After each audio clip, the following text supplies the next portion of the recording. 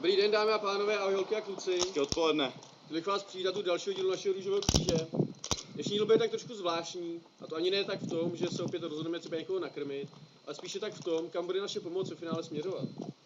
Přesně tak. Nejenom v říši lidí, ale i v říši psů je potřeba pomáhat. A proto jsme se tady s Jakubem rozhodli, že pojedeme do psího útulku darovat nějaké ty granule. Tak to jdeme nakrmit. Tak to jdeme nakrmit.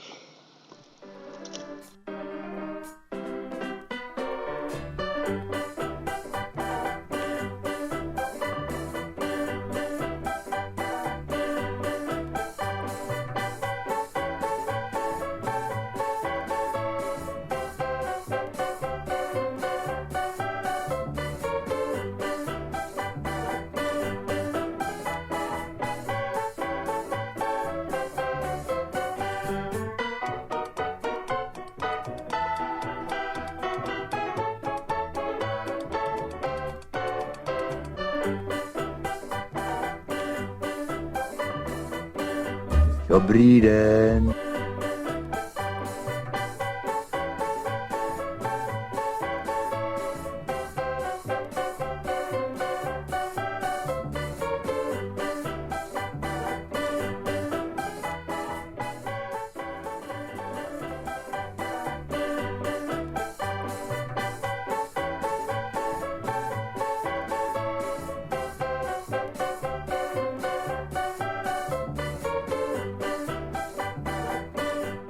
No to se na ní musím podívat.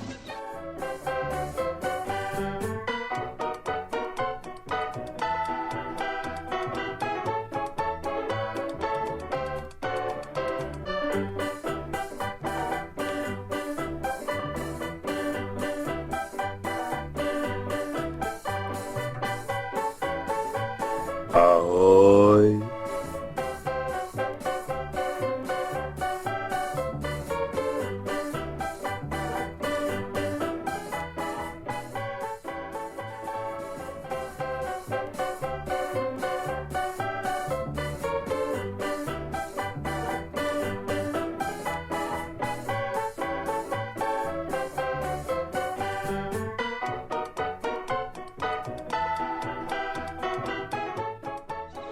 A jen co je pravda, klubáci se činili.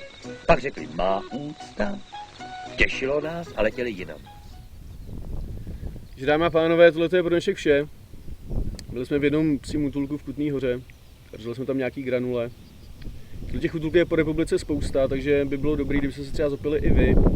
A nemusí to být rozhodná granule, čím třeba pomůžete nebo přispějete. Můžou to být různé deky, hračky. Přesně tak, Jakube. Hlavně plastové. Nebo různý míčky, pískací, to je úplně jedno. No lidi, teď už je to taky trochu na vás. Pomáhejte, my to sami nestíháme tady s Jakubem. Šiřte dobro. Šiřte dobro. A ahoj. Čau.